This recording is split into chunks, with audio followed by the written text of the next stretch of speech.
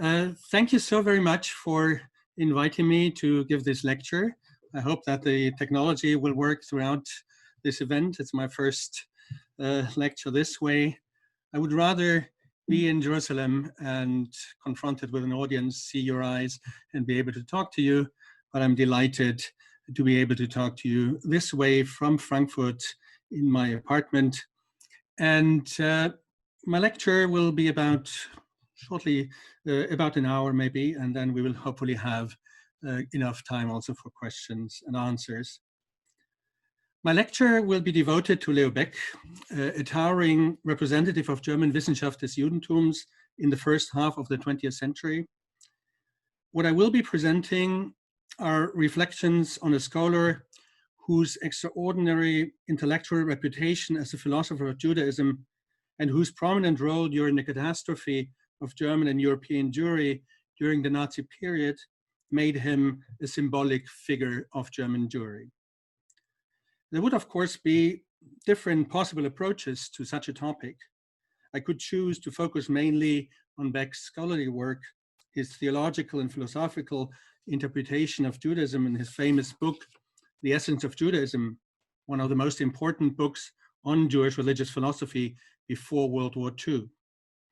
I would then have to talk about the intellectual path of an eminent scholar born in 1873 in Lissa in the Prussian province of Poznan into a family of rabbis and scholars.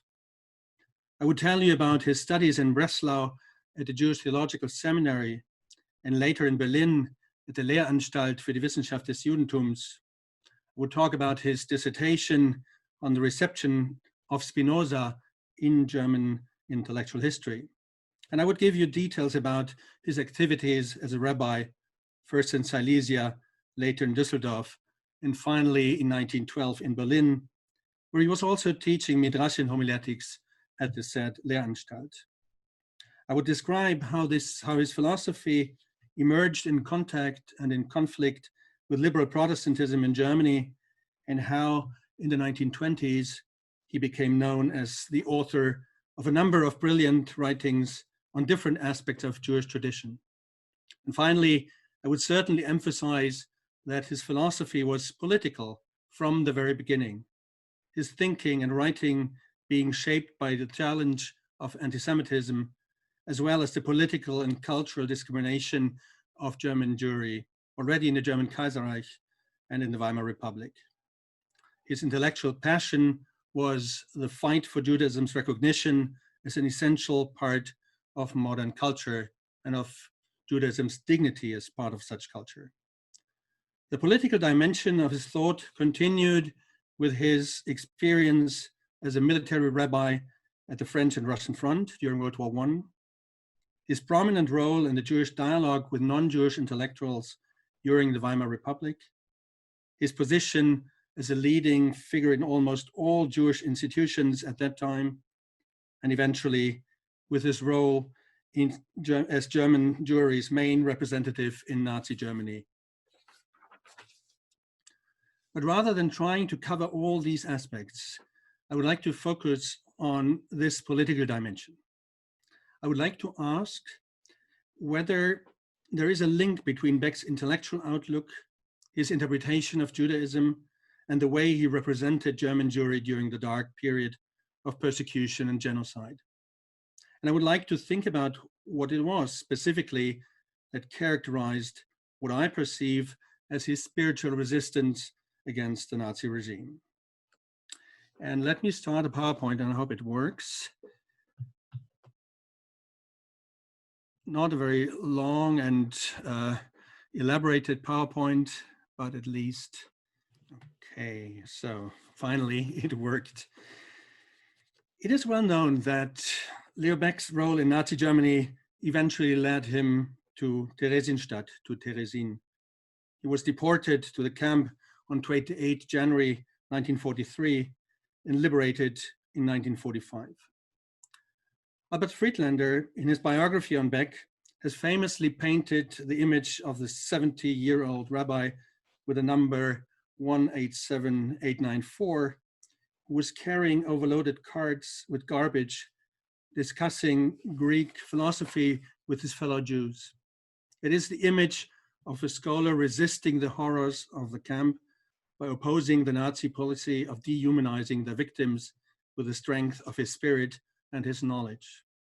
And I will return to Baeck's years as a prisoner at the end of my talk. For the moment, let me just quote one of the very few personal documents relating to that time.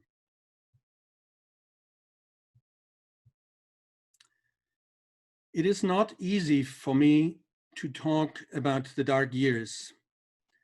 4 sisters have perished in Therezin. 3 of them I haven't been able to see one last time. My 2 brothers have been deported to the east and went missing. I know how unrealistic this might seem, but I cling to this hope that I might at some point hear from them and see them again. This was in 1946 in a letter to a Czech acquaintance. And this is one of the very few sources in which Leo Baeck discusses his own fate, his personal feelings in view of what he experienced and endured during the Shoah. Apart from that, what can be found are merely a few lines written on August 1, 1945, regarding his impressions while arriving at the overcrowded camp, lines expressing his shock and horror in the face of the unbearable conditions there. From everywhere came the vermin, the large army of crawling, jumping, flying animals, attacking the army of walking, sitting, and lying human beings, the hungry attacking the hungry, a constant struggle day and night. Month after month, year after year, this was the world. The masses engulfed the individual. He, the individual, was incarcerated in this crowd as he was surrounded by the lack of space, the dust and the dirt from the swarm of insects, surrounded from inside and outside by the never-ending hunger in the camp of the concentrated, never on his own. Apart from these few testimonies, the private person, Leo Baeck, is extremely difficult to grasp. There are no diaries, almost no letters of personal content, no outspoken autobiographical reflections. On the contrary, Baeck has apparently deliberately and consistently hidden his personal life and feelings, hidden behind his scholarly work, behind his incessant attempts to secure Judaism a legitimate place in German culture, and eventually behind his political activities as German Jewry's representative during the Nazi period. And particularly about the period between 1933 and 1945, Baeck has quite rarely spoken, and mainly to a small circle of friends. He announced at some point in the 1950s that he would publicly account for the profound political and human dilemma he found himself in, but this did not come true during his lifetime. And it seems unclear whether he was unable to do so because of the urgent tasks he had to fulfill after 1945 and because of his increasing age, or whether his memories were too troubling, too difficult to deal with. The consequence of this lack of autobiographical material for scholarship on Baeck is that we owe most of the details we do know about his life and activities during the Nazi period to the testimony of contemporaries who have described his experience in Berlin and Therezin after 1945 or posthumously. The documents we have are mostly impressive reports about his human decency and comforting presence in view of the suffering and violence unleashed in Nazi Germany. On the other hand, it is exactly the admiration these documents are characterized by that could lead historians today to either idealize Baeck or, as a response to this idealization, to attempt to throw him from his pedestal. If you read, for example, the memorial words for Leo Baeck, published in 1959 by the Council of Jews from Germany, it seems extremely difficult to escape the admiration for Baeck's strength, solidarity, and courage. The words of the editor of the text, Eva Eichmann, are symbolic. In her eulogy in London in 1956, on the occasion of Baeck's funeral, she emphasized the link that existed between Baeck's intellectual and spiritual nobility and his human nobility, as she calls it.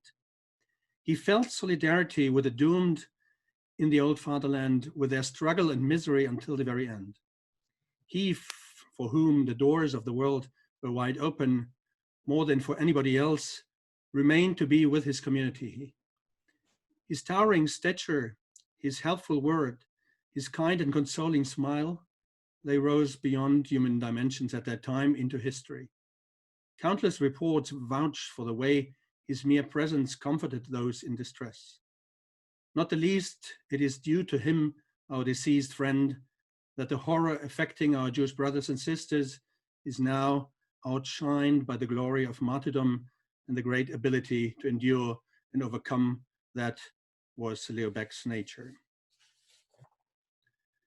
Eichmann's speech clearly reflects the feelings of an entire generation of emigres and survivors and expresses the veneration Leo Baeck enjoys until this very day. However, there have also been dissenting voices that questioned what they perceived as a false myth of the noble Leo Baeck and tried to unmask his weaknesses during the Nazi period. There are, for instance, the voices of those who came into conflict with Baeck under the circumstances of the Nazi regime. We will hear a voice later on. And apart from such critical personal testimonies, there are also the continuing contested debates of complicated historical issues, such as the role of the so-called Jewish councils, as well as the Jewish leadership in Eastern and Western Europe. Historian Raoul Hilberg, for instance, in his monumental work on the Holocaust, accused Baeck of active collaboration with the Nazis and of harboring the disastrous illusion of being able to rescue as many Jews as possible by adapting to and following the Nazis' commands. And particularly Hannah Arendt, in her book on the Eichmann trial, famously mentioned Baeck in the context of her critical remarks on the Jewish councils, forced cooperation in organizing the deportations from the ghettos to the death camps. From her point of view, Baeck belonged to those affected by her rather merciless question, namely, why didn't you refuse to cooperate in the destruction of your own people and ultimately your own downfall? And it is particularly one thing she accuses Baeck of. In the English version of her book, he is described as the Jewish Führer. The fact that he did not tell his fellow Jews in Berlin and later in Therezin the truth about the annihilation camps in the East, a truth he knew apparently, according to his own words, since 1943 at the latest, probably even earlier. In fact, Baeck later explained that he had been extremely careful not to pass on his knowledge, originally because he had hoped that the news he was aware of would turn out to be exaggerated. Later, out of mercy with those doomed by an inescapable fate. From Arendt's point of view, this decision, despite their good intentions, was the result of a more than questionable attitude. This attitude, she claimed, had had terrible consequences, since many Jews volunteered to be deported or refrained from attempting to escape when there was still time to do so. This judgment is echoed, albeit in form of a question, in the testimonies of near friends of Leo Baeck, for example, historian Herbert R. Strauss. In hindsight, he was puzzled about the fact that Baeck had left him and other students and tutors of the Hochschule für die Wissenschaft des Judentums in Berlin in the dark. And the only explanation he could find was that the knowledge Baeck had had about the sheer dimension of the Nazi genocide confronted him with that same horrific dilemma all those responsible in the ghettos and camps faced during those years. These few critical voices indicate that if one wanted to write a full biography of Leo Baeck, one would not be able to avoid the problematic aspects of the political role he was forced to assume. Let me quote his biographer, Albert Friedlander, who was totally clear about the fact that it was unnecessary to make Baeck a saint to understand him as an honest and great character. His humaneness, his fears and insecurity, his doubts and his agony, and even his wrong judgments have to be part of any historical representation. Or, with the words of another early commentator, and friend Hans G. Adler, who in his book on Therezin emphasized what seems important for any biographical approach to Leo Baeck. There is no point in making Baeck a miracle worker and a Wundermann who would have been capable of transforming the gray reality into sheer light. Leo Baeck never wanted more, but never less than being a human being, ein Mensch. For him, this meant always try, always be there, never give in to laziness, do what is possible, give an example, encourage, comfort, but also something else. Always be aware of your own weakness and inadequacy. This is a demand, and not only of humbleness, but also of the unclouded sense of reality. The historical criticism of Leo Baeck sometimes tends to forget the enormous balancing act he was forced to perform. The balancing act between the will to defend the persecuted Jewish minority and assert their rights, and the experience of utter powerlessness in view of the Nazi politics. It also tends to forget the spiritual dimension of his role as a representative of German Jewry, and thus to do justice to a form of resistance that was expressed primarily in the realm of religious, cultural self-assertion. And my following reflections intend to look at this aspect in more detail. However, let us first look at Baeck's political activity since 1933. When the Reichsvertretung der deutschen Juden was established in September 1933, Baeck became its president, since it was him alone who seemed to be capable to unite all the different ideological currents within the Jewish community. Already in the years of the Weimar Republic had he become German Jewry's leading scholar, and at the same time a unifying figure, thanks to his ability to relate to the reform movement, to orthodoxy, but also as an un-Zionist to Zionism. Since 1922, he had fulfilled the difficult task of leading the General Rabbinical Association. In 1924, he had been elected president of the Bnei Brit Lodge. His influence and impact extended on those circles who were interested in interreligious dialogue, on the German bureaucracy, on conservative political circles in Germany. And these were contacts that later, as we will see, gave him access to personalities and circles involved in the conservative resistance against Hitler. As a member of the board of the Central Council of German Citizens of Jewish Denomination, the Zentralverein, Baeck strongly contributed to the fight against anti-Semitism. Under Baeck's leadership, the Reichsvertretung endeavored to protect and maintain Jewish life in Germany under the circumstances of increasing persecution. However, from the very beginning, its leaders made it very clear that their defense strategies would be restricted by the limits of lawfulness. This attitude was determined by a traditional sense of belonging to a modern constitutional state. Since the Nazi rise to power, however, Jewish institutions and their representatives were subjected to the control of a dictatorial regime. Any political activity against Nazism, against anti-Semitism, would have been interpreted and punished as an attack on the state. With the political withdrawal of German liberalism and the quick suppression of the organized labor movement, the two political allies that had supported Jewish emancipation had disappeared.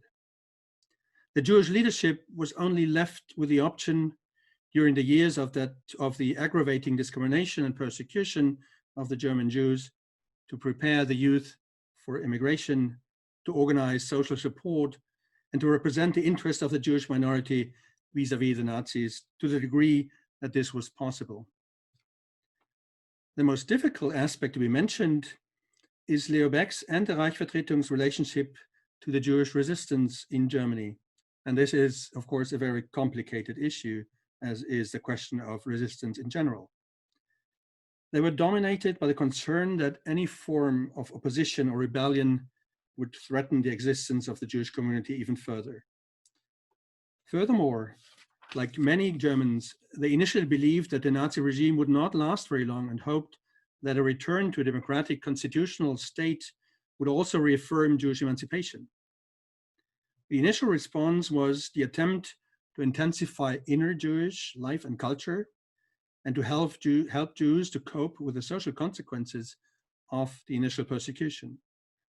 Public protest, in contrast to this, was extremely limited, particularly because there was no solidarity among the non-Jewish Germans. They responded, the non-Jewish Germans, with indifference, often with satisfaction to the social exclusion of the Jewish minority, and silently accepted that Jews were discriminated against, later stigmatized with a yellow badge, and eventually deported. After the pogrom in 1938, what dominated was the desperate attempt to escape from Germany, with the Reichsvertretung focusing on supporting immigration, sometimes even illegally accepting funding for it. Shortly before the outbreak of the Second World War, the Reichsvertretung, as is well known, was renamed as Reichsvereinigung der Juden in Deutschland, subjected to the control of the Gestapo and forced to support the registration, concentration, forced labor, and deportation of the remaining German Jews. Until the deportation of its leadership, including Leo Baeck in 1943, the Reichsvereinigung was caught in the trap of legality and often forced to comply with the Nazis. One of the highly controversial aspects critics of Leo Baeck have emphasized is the fact that illegal rescue operations or resistance were consistently rejected by the Reichsvereinigung and also by Leo Baeck. One example is the affair linked to Recha Freier, the founder of the Youth Aliyah, who worked in the Palestine office in Berlin. Recha Freier provoked a conflict with the Reichsvereinigung when she used their official documents to support the release and emigration of Polish and stateless Jewish children in an illegal Kindertransport to Palestine. The Reichsvereinigung then refused to support this action, and only when Freier claimed to possess legal travel certificates for those children was she given permission to leave Berlin. But when the forgery of documents was found out, apparently the Reichsvereinigung did not hesitate to inform the Gestapo about it. And Freier, who managed to escape, later wrote with bitterness and outrage about this episode, accusing the Reichsvereinigung of having had, quote, an extraordinarily friendly relationship to Adolf Eichmann and of engaging in collaboration. She was particularly critical of Leo Baeck and demanded that the nimbus of sanctity should finally be taken away from him. The attitude of the Jewish leadership, including Baeck, to any form of active resistance was entirely negative, for obvious reasons. Before 1939, they just ignored these activities. After 1939, they actively tried to prevent them. This is corroborated by the relationship to the so-called Herbert Baum group. This communist Jewish group organized a spectacular sabotage attack on a Nazi exhibition on the Soviet Union in Berlin in May 1942, with catastrophic consequences for the group itself, as well as for the Jewish community. Within a few days, the Gestapo liquidated the entire resistance group and arrested 500 Jews, all of whom were murdered by the SS. Relatives of the victims and members of the Reichsvereinigung were forced to attend those executions.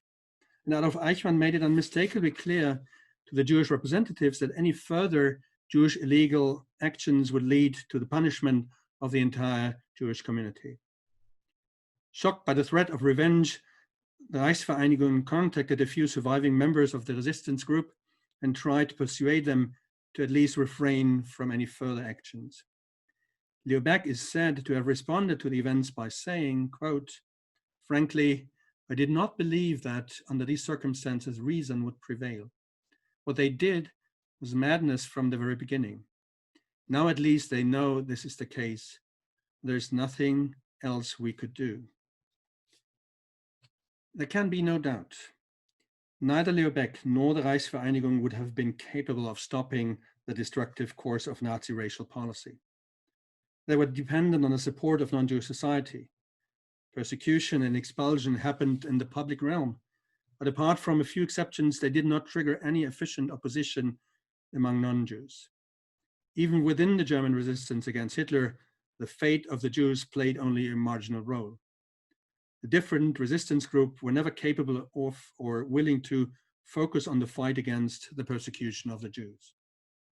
As legitimate as the criticism against the Jewish leadership may be, it quite often overlooks one decisive aspect: the limits of Jewish survival strategies and Jewish resistance, the ineffectiveness of German Jewry's protest and their failure to escape in time should not be explained by the weaknesses of those who tried to do what was possible, but by the icy silence and complicity of those who abandoned the Jewish minority and silently acknowledged the Nazis' right to exclude them from German society. Many Jewish representatives refused to save themselves by leaving their responsibilities in Germany behind. This is clear for Leo Baeck. He returned to Nazi Germany in 1939 from a trip to England to continue serving the decimated elderly remnants of those Jews who were victims of forced labor and crammed into the so-called Jew houses. He also rejected several offers by American institutions to bring him over to the USA. Members of the Reichsvereinigung who had accompanied Kindertransports also returned to Germany. Together with the remnants of the Jewish minority, they were deported and murdered in Auschwitz or other sites of organized genocide. From a retrospective view, it seems obvious what those who had to act under the circumstances of that time, including Leo Baeck, were unable to see: that it was an illusion to believe that it would be possible under the given power relations to limit or stop the catastrophe by good conduct or inner Jewish solidarity. Leo Baeck's personal role in the Reichsvertretung and later in the Reichsvereinigung is, as Avram Barkai has demonstrated in his sensitive reflections, very difficult to judge. On the one hand, he was a dominating figure, unifying, superior, sometimes aloof, self-confident, also vis-à-vis the Nazis, an attitude that earned him the characterization as the cardinal. On the other hand, historians unanimously confirmed that Baeck, who was arrested several times by the Gestapo, displayed great diplomatic skills as well as great courage. But let me now turn to another dimension of Baeck's work, the intellectual basis of his spiritual resistance against the ideological denigration of Judaism and the persecution of the Jewish minority. This is something that leads back far before 1933, to the beginning of the century. Since the fierce controversies between Jewish scholarship and Protestant theology in the wake of the publication of Adolf von Harnack's book, The Essence of Christianity, Adolf von Harnack, the liberal cultural Protestant of great renown, in the course of these controversies, Leo Baeck had devoted his entire work as a scholar to fighting for an appropriate and just representation of Jewish history, religion, and culture in German academia, in German society. In his reviews of Protestant works, he demanded that the voice of Jewish scholarship should finally be heard, not only in the field of rabbinical studies, where they were experts, but also when it came to interpreting the New Testament and the Hebrew Bible. His major intellectual and political project since the turn of the century was to convince the non-Jewish academic world of the crucial role Judaism played and deserved to play in a modern pluralistic society, and indeed in the future development of religion and ethics. The basis for his self-confident suggestion that Judaism was not merely a legitimate part of European culture, but also the religion of the future, as he claimed, was laid in his most important book, Das Wesen des Judentums, The Essence of Judaism, published in 1905 and later revised in 1922 in a second edition. This book is a brilliant and passionate defense of the Jewish religion, a book that gave the Jewish-Christian debate before World War I and later in the Weimar Republic a completely new dynamic. Baeck openly countered Christian prejudice by postulating the religious and ethical superiority of the Jewish tradition. The essence of Judaism, rooted in the ethical monotheism of the biblical prophets, was not, as Christians would have it, a particularistic and legalistic religion. Rather, Baeck made very clear, it was a profoundly universalistic faith in which religion and the values of modern humanistic culture were linked. His interpretation of the relationship between Judaism and Christianity was polemical and dialogical at the same time. In his brilliant essay on romantic religion in 1922, Leo Baeck distinguished between Judaism as a non-dogmatic, rational, tolerant religion of religious and active ethical devotion to God and to humankind, with a messianic responsibility for the world, and on the other hand, Christianity as a romantic, ethically passive, and exclusive religion of Christological in Trinitarian dogma. Modern Christianity's major task, he said, was to return to the teachings of Jesus, whom Baeck, as Moses Mendelssohn and Abraham Geiger and so many others had done before him, whom Baeck saw as a Pharisaic reformer, a Jew. What Baeck presented during the Weimar period was a powerful and challenging counter-history against Christian notions of Jewish inferiority. However, these polemics also included a dialogical element, the hope that Christian theologians, by taking seriously the Jewish elements within Christianity, would eventually acknowledge Judaism's equality as a valuable aspect of modern culture and society. And as you can imagine, during the Nazi period, Beck's views on the Jewish Jesus and the Jewish elements of Christianity, as well as his warnings against the de-Judaization of the Christian religion, took on a politically most relevant and a subversive, but also a dangerous dimension.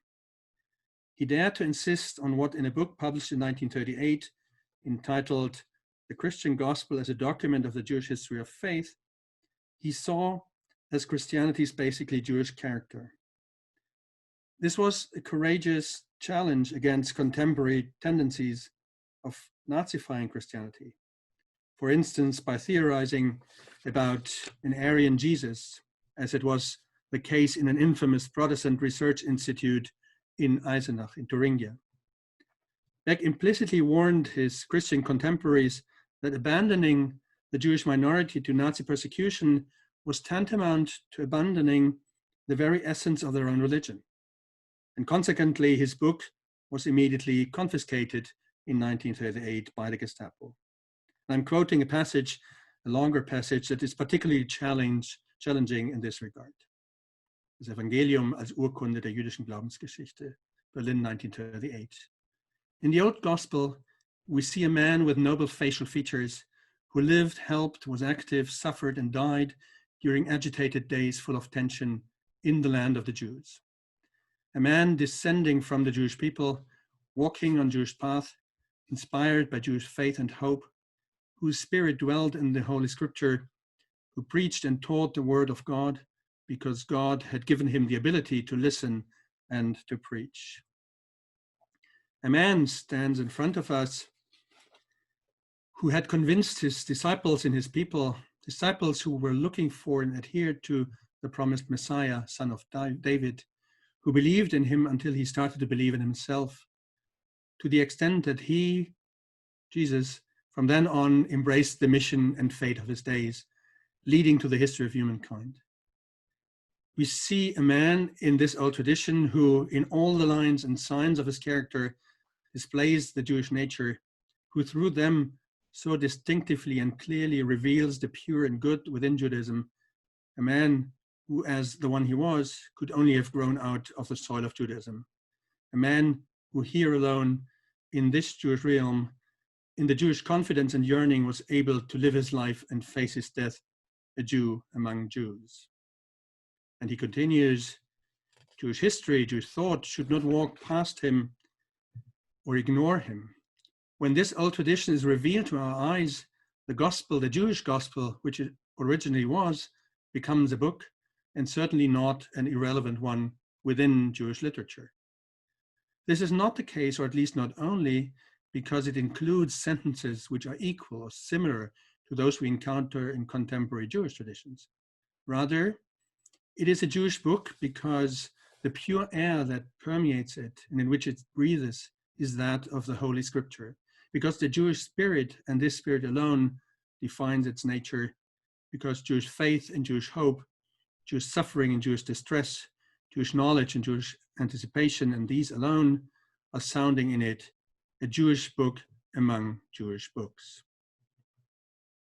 And if you look at this institution, an image of the building in which this infamous institute for the research on and eradication of the Jewish influence on Christianity was housed, and one of its publications, for example, this book by New Testament theologian Walter Grundmann, Die Entjudung des religiösen Lebens als Aufgabe deutscher Theologie und Kirche, the de-Judaization of religious life, is a task of German theology and church.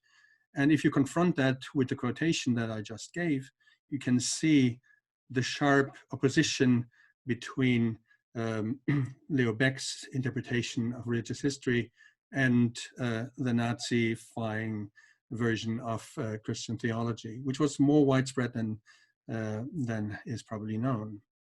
And that this was a political act to publish a book like that and to contradict these tendencies of leaving the Hebrew Bible aside, of eliminating parts of the New Testament from the New Testament.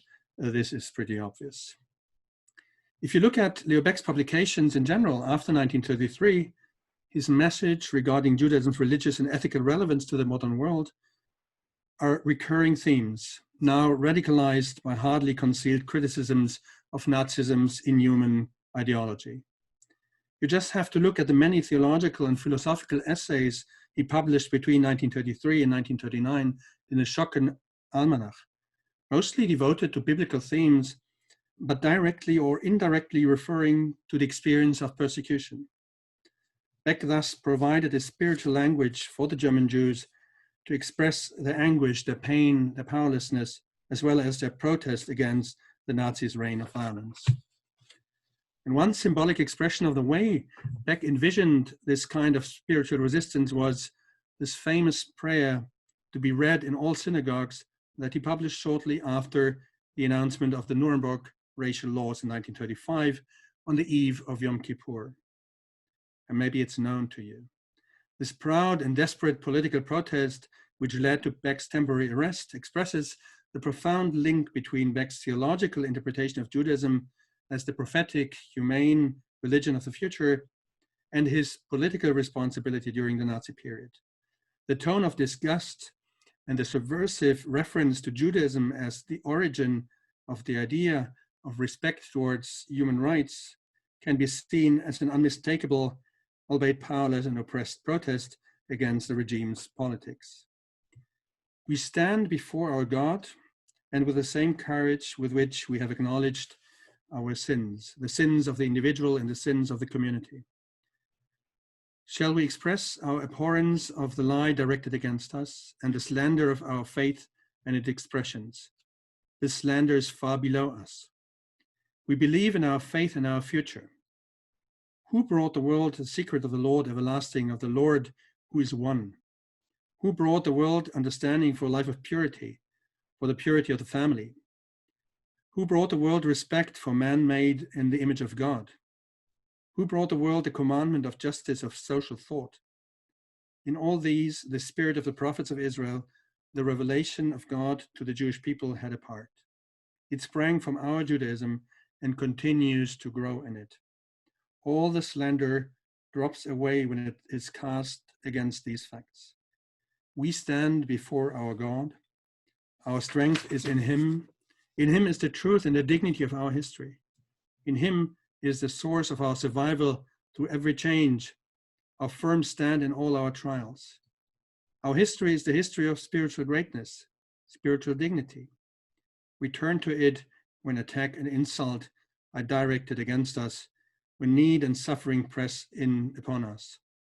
The Lord led our fathers from generation to generation, and He will continue to lead us and our children throughout our days. And this is really, it embodies basically what can be expressed as Leo Baeck's spiritual resistance during that period.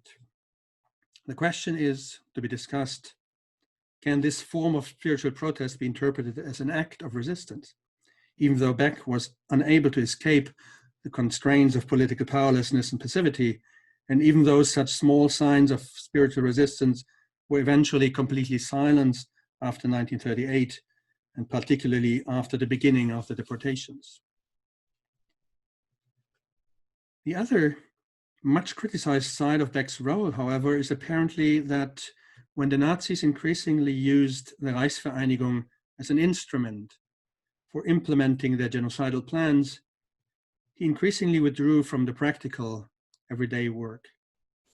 Whether this was the hidden expression of critique against increasing forced involvement in the plans of the Gestapo, or whether this was due to despair and exhaustion, is very difficult to tell. And this response can also be seen in the 30-month from his deportation to Theresienstadt to his liberation in 1945. Only in 1944 did he become part of the Council of Elders, and he concentrated exclusively on his pastoral task, on his responsibility as a rabbi, completely refraining from being involved in other decisions, including the duty to produce deportation lists. Contemporary testimonies impressively document the energy with which Baeck gave countless historical and philosophical lectures in Therezin without a manuscript from his remembrance. The only possible form of spiritual resistance, the attempt to give his audience in the camp the feeling that in the midst of the systematic dehumanization intended by their Nazi tormentors, they were still human beings, belonging to a rich and valuable culture and not totally at the mercy of the everyday experience of oppression and violence and fear. In his book, Rethinking the Holocaust, historian Yehuda Bauer has characterized this kind of activities as Kiddush HaChayim, as sanctification of life, the attempt in a situation of utter powerlessness to guarantee or make possible a meaningful human survival for as long as possible. And none of his critics questioned the purity and selflessness of Leo Baeck's motives. It was not within his power to change the course of events. Therefore, he attempted with the limited means he possessed and with all his spiritual strength to make the situation of the Nazis' victims more bearable for as long as possible, according to his knowledge and his conscience. It is symbolic that in 1945, after the liberation of the ghetto in Theresienstadt, Baeck decided to stay with the survivors, those suffering from typhoid, for several weeks before leaving Germany. Now, finally, I have to address one more aspect regarding the ambivalence of Baeck's spiritual resistance. I would like to end by talking about two manuscripts he had in his luggage in 1943 when he departed for Therezin. Two manuscripts that cannot be more different and contradictory. The first manuscript is a puzzling and challenging one. Almost 20 years ago, I can remember it vividly, there was an exhibition on Leo Baeck at the Jewish Museum in Frankfurt. And the part of the exhibition that was devoted to Baeck's role in Nazi Germany displayed a 1,600 pages long manuscript entitled The History of the Legal Status of German Jewry from Antiquity to the Present. This manuscript has puzzled historians and continues puzzling them. As far as we can see, it seems to be a document of oppression and political coercion Baeck was subjected to before his deportation. It was a document of an apologetic argument in which Jewish authors are singled out with the abbreviation J, according to common Gestapo practice. It seems to be a document of utter hopelessness, a manuscript whose origins are not entirely clear and about which Baeck has given no plausible explanation during his lifetime. I can only briefly indicate the context. Apparently, it has to do with Baeck's relationship with both the German National Conservative Resistance and the Gestapo. In conversations and interviews after 1945, Baeck reported about his relation to the circle around Karl Goethe, who, according to Baeck's version, had asked him to fulfill two different tasks. First of all, to compose a manifesto for the period after the successful coup d'etat against the Nazis, and secondly, to write a longer scholarly study on the legal status of the Jews in Germany and Europe in the modern period. Historians have questioned this version. Given the more than ambivalent relationship of the conservative opposition to Judaism, they claim it seems unlikely that they would have asked a rabbi to compose the manifesto for the day after. The draft, should it have existed, may be lost. The manuscript dealing with the legal status of the Jews, however, has been preserved. Baeck claimed that he secretly composed it between 1939 and 1941 on behalf of the German resistance, together with Rabbi Leopold Lukas and the sociologist Hilde Ottenheimer, who were both murdered. After the end of the GDR, Gestapo documents surfaced that seemed to contradict Baeck's memories. They show that in 1942, Baeck had been forced to compose a study on the history of Jews in Europe, which he submitted in January 1943. Some historians identified this manuscript, the manuscript on the legal status of the Jews, as this study, claiming that he did not tell the full truth after 1945. Other historians prefer an interpretation according to which Baeck had originally taken the initiative to write the study, that the German resistance was interested in it, and that eventually the Gestapo found out about this study and forced Baeck to complete it in order to use it for their own purposes. In any case, independently of how exactly one interprets these different versions of the story, the original manuscript of on the legal status of the Jews could, as Albert Friedlander has emphasized, also be seen, quote, as a muted protest in wartime Berlin, as a scholarly attempt in view of the threatened destruction to document and maintain Jewish dignity and identity.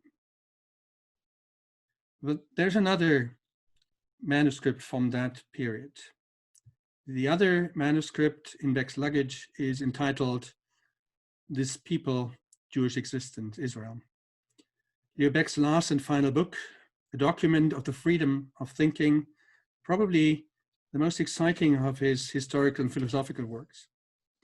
He started composing this book in 1941, then continued to write it in a handwritten manuscript in Therezin, and finally rewrote and revised it after 1945, finishing it only shortly before his death. It is dedicated to the memory of his wife, Natalie, who had died in 1937. And I will briefly characterize the book in a few minutes in my concluding passages. But let me say something before that. My personal interest in both manuscripts composed by Baeck is inspired less by curiosity regarding signs of an enforced cooperation with the Nazis than by the fascinating fact that Baeck started working on both these manuscripts simultaneously. Does the complicated story of the composition of the manuscript submitted to or confiscated by the Gestapo really discredit Baeck's theological manuscript? Does it limit the truth inherent in the letter? Or would it be allowed to read This People as a subversive document that opposes the Nazi regime's attempt to involve the Jewish people in its own annihilation by holding fast to the meaning of Jewish existence? The tension can probably not be dissolved. That is, the tension between what seems to be the expression of human despair and political failure, and what apparently helped Baeck to spiritually survive the suffering he never talked about after 1945. The tension between the fact that the Gestapo managed to force him to comply and what was, in Theresienstadt, the only possible and appropriate form of spiritual resistance against the Nazis' will to murder the entire Jewish people. In this book, Baeck's interpretation of the essence of Judaism culminates in the story of the path of the Jewish people through history and presents a proud theology that holds fast to the belief in God's covenant with his chosen people. It is, according to my reading, a theological protest both against Christian theologies that deny Judaism's religious and cultural relevance in modern times, and against inhuman, folkish, anti-Semitic theologies of race and annihilation. It presents a theology accentuating Israel's divine chosenness against the Nazi ideology of the chosenness of the German people and the Aryan race for world domination. The Jewish people appears in Leo Baeck's interpretation as the messianic people in which humankind's hope for a future of peace and justice is rooted. It is a book that, for the first time in Baeck's scholarly work, does not even mention Christianity. Thus, by this very silence, pointing to Christianity's moral failure during the Holocaust. In the first part of this fascinating book, a Midrash from Therezin, as it has been called by Albert Friedlander, we find a number of subversive passages. The accent on the equality of all human beings, rooted in God's covenant with humankind. The emphasis on Judaism's role as a minority to resist against the powerful and dominant forces of history. The determination, despite the darkness of contemporary experience, to hold on to the notion of God, quote, as the guardian of human rights and the humane. It is a book in which, at first glance, the hell of what has been called le monde concentrationnaire seems conspicuously absent. However, it contains many small traces referring to the existential experiences of those exposed to the hardship of persecution and genocide. In its later parts, written after 1945, it is a book that is fully aware of the suffering of the Jewish people throughout Jewish history, particularly of the suffering of the victims and survivors of the Shoah. But Baeck is determined to counter despair by his profound conviction that the potential of consolation in Judaism, the messianic hope and the belief in a future was, as he says, much stronger than that. And he emphasizes again and again, quote, that ruins, dust and ashes will not have the final word. Baeck's philosophy during those years was certainly no post-Holocaust theology as it emerged in the 1960s, rather a religious philosophy of consolation that would encourage Jews to hold on to the awareness of being God's chosen people. This is a melody, he says, that in Israel's history again and again, quote, resounded over the abysses and within the darknesses. It is a book that ends with a chapter describing the path of the Jewish people from the expulsion of the Jews from Spain in the 15th century through the hopes and vicissitudes of modernity to the future of Jewish life in the state of Israel and in the American diaspora. A chapter is entitled Hope. But in the middle of the chapter, you will also find a passage that tells about burning synagogues and destroyed communities, indicating the horrors of the present in only very few words. Quote, hundreds of thousands of human beings belonging to this people, human lives with a soul, have been annihilated. And then again, we find traces of Baeck's ethical optimism.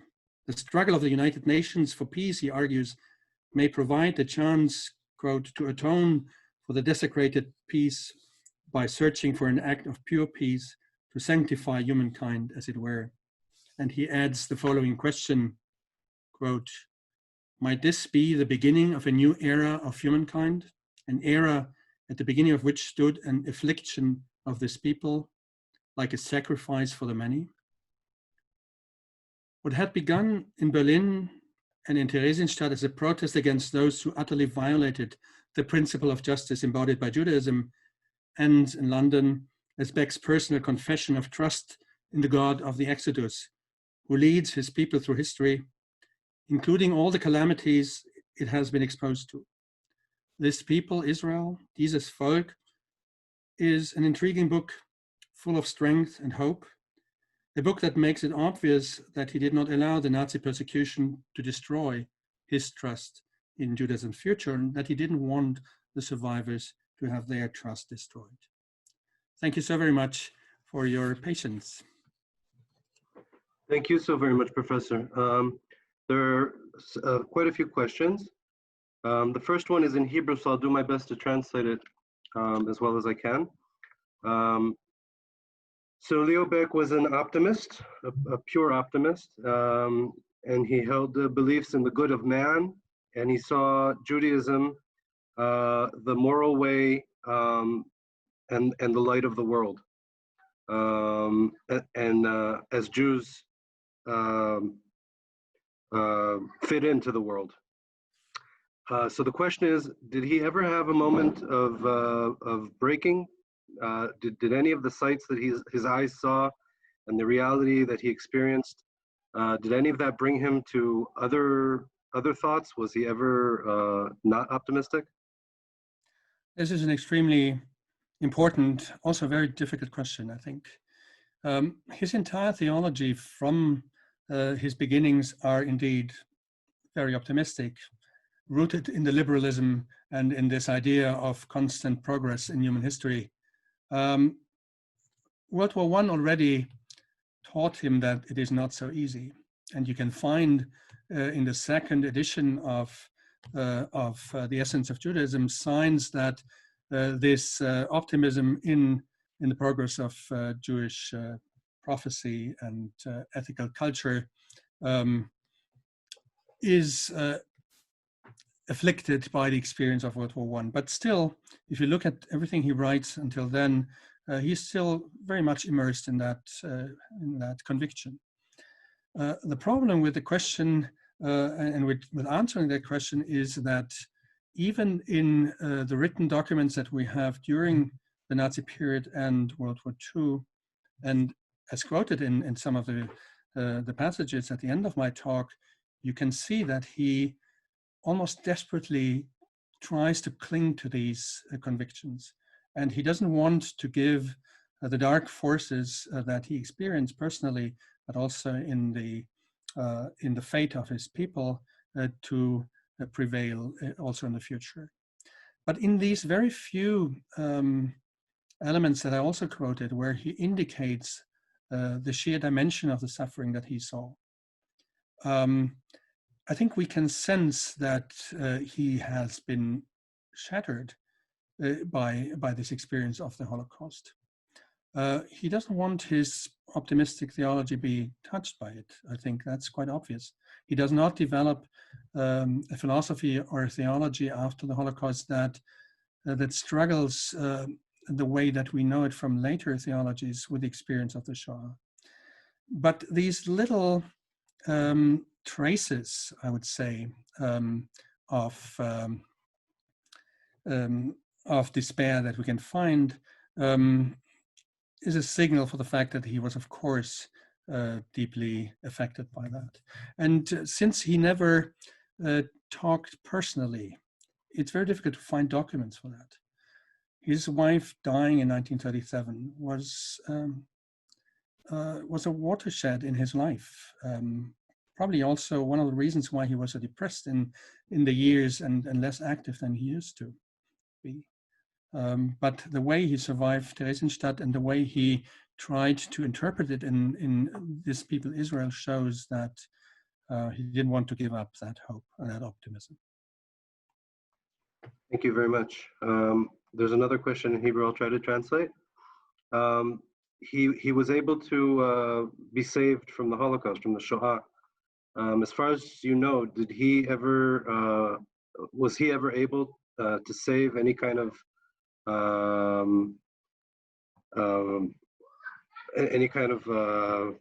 not mystical, ruchani, spiritual? Any assets of the community that was in Germany before? Was he able to save anything from the theology or from the spiritual assets? You mean in terms of material culture or in terms of thought? In terms of thought, any of the spiritual assets that had existed? Yes. I think what he preserved is the image of Judaism that he tried to counter Nazi ideology with. The image of Judaism as a prophetic, strongly ethical and moral, humane tradition that has something to say to the world, that is universalistic, that is ethical, that is active, and that could be a model for Christianity and for Islam. It is very interesting to look at writings that Leo Baeck published after 1945. For instance, a lecture that he gave in Germany, of all places, in 1946. He traveled to Darmstadt and he gave a talk where he formulated questions to his Christian dialogue partners. And when you read that, you can see that he continues to see Judaism as a profound challenge to to Christianity especially, but also as a model for Islam when it comes to the responsibility of religion with regard to ethics and morality. So whatever he tried to emphasize as the profound dignity of Jewish tradition from antiquity to his own present is something that he wanted to survive and that he thought would continue to challenge humankind into becoming a better world. So he does not really change the basic message of his philosophy. And if you read The Essence of Judaism after 1945, there have been many editions. You can see that this is something that survived with him. Thank you. There was a question for me about this event and other events. So I have put in the chat several times a link to the website. You will be able to see this event in a few days and future events and events that have already taken place. There's another question for you, Professor. Do you have a theory about why the Nazis permitted Baeck to live? First of all, he had a privileged position during the 1930s because the Nazis needed some sort of representative to talk to. And despite the way they mistreated him, arresting him from time to time, putting him under pressure, he was a symbolical figure not only in Germany, but also throughout the world, especially in America and England.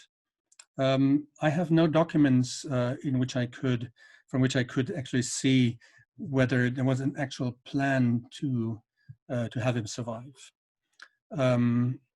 I think that it has partly to do with the function that Therezin had in general during that period, to be shown as sort of the humane approach of the German regime to their opponents, and that the deportations there began rather late. But as far as I know, but I may be wrong, he was never put on one of those deportation lists in Theresienstadt, and that may have to do with the symbolical position that he had and the fact that he was so well known. But that's probably for future historians to find out, and I very much hope, I know that Michael Meyer is writing a biography on Leo Baeck, and that we will have a much fuller picture about all these questions in the future. Regarding this answer, there's another question. Somebody said, Ruth said, that people claim that they actually wanted to send him off to die, but there was another person with the same name, Baeck, in the camp.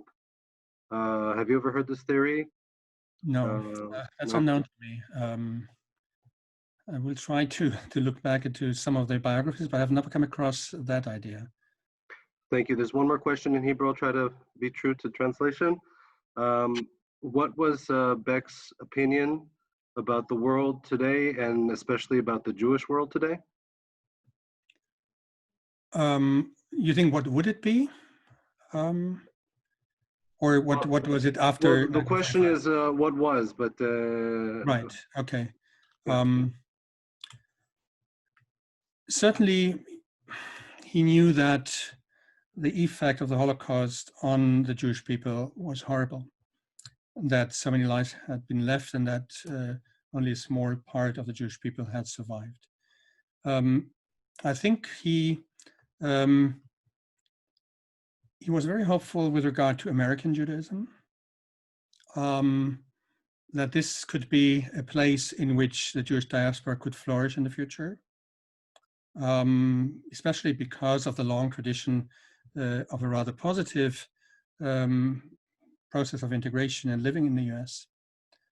He certainly also had become much more aware about the importance of a Jewish state, which he had never really endorsed before, even though he supported Zionism, especially the philanthropic element in Zionism. But the fact that now there was a state or a place in which Jews could find refuge was certainly important for him, and would have been even more important to him had he lived beyond the 1950s, had he experienced the 1960s and the Six-Day War. This you can extrapolate from the response of other Jewish intellectuals that had similar views to him. This relates back to the question on optimism. I think that he was determined to see the Jewish world after this terrible genocide as a world in which the Jewish people and Judaism as a religion, as a culture, had a future, and had an important future that would be also guiding general culture. So he did not give up the idea that Judaism's role in the modern world is the mission that came to the Jewish people from the prophets, that it is a religious mission of the chosen people, as he says in This People Israel. Chosenness is an element that prevails and that survives and has a function also in a post-Holocaust world. Thank you. There are still there's still many questions, but we have time for one more. I'll ask one more.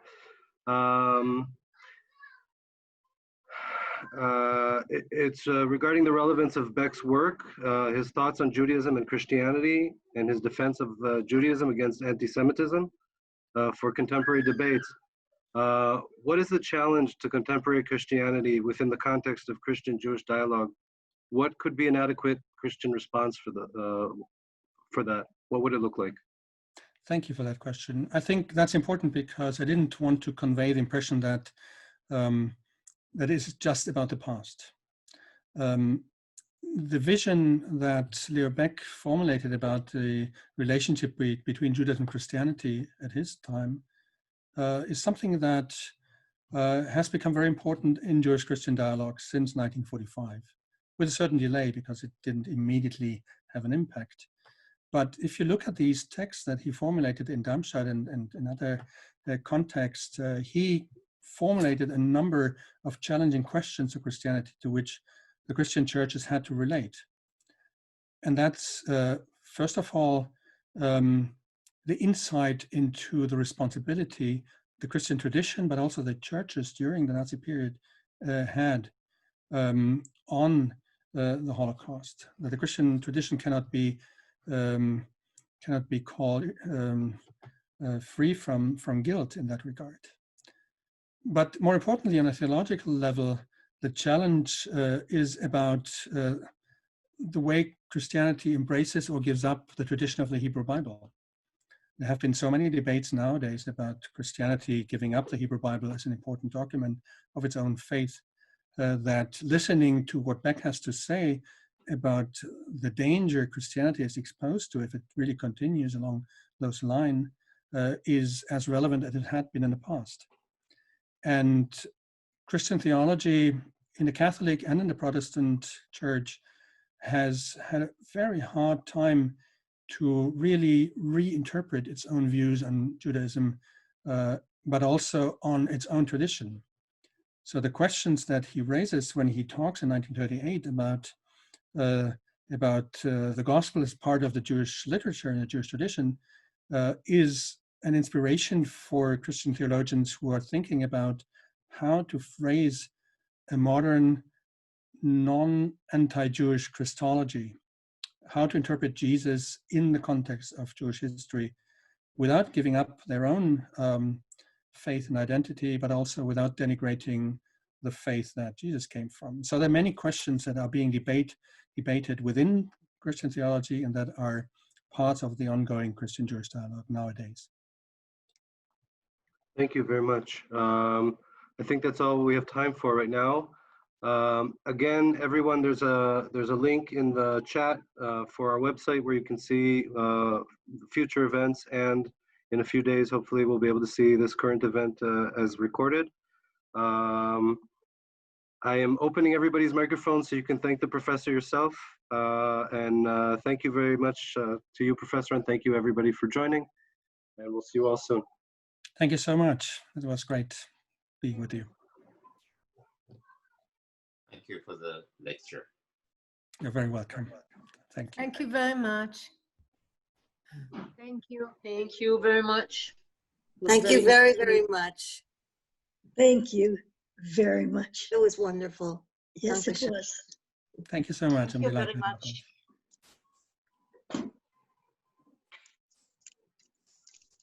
Just a question. Did you write something about Leo Baeck that we can read, that you write yourself? Oh, on yes, him? I did. In fact, however, in German. There's the catalog of that exhibition in Frankfurt in 2001. And I wrote a piece on his interpretation of Wissenschaft des Judentums, but it's in German. I hope that it will be and can be translated into English, as I'm trying to produce a volume of essays, a collected volume of essays. But it will take a year or two, unfortunately. Thank you. I may ask also a question. Why wasn't the second manuscript printed as yet? Pardon? The long manuscript. Why wasn't it printed? Why wasn't it printed? That's a very good question. I don't have a good answer to that. It is a very difficult manuscript, and apparently nobody has so far dared to publish it because it would be so difficult to comment upon that. As long as the real history of that document is not clarified 100%, it opens all kinds of possible misconstructions and misunderstandings. And I think that maybe there's also the concern behind it that this could damage the image of Leo Baeck.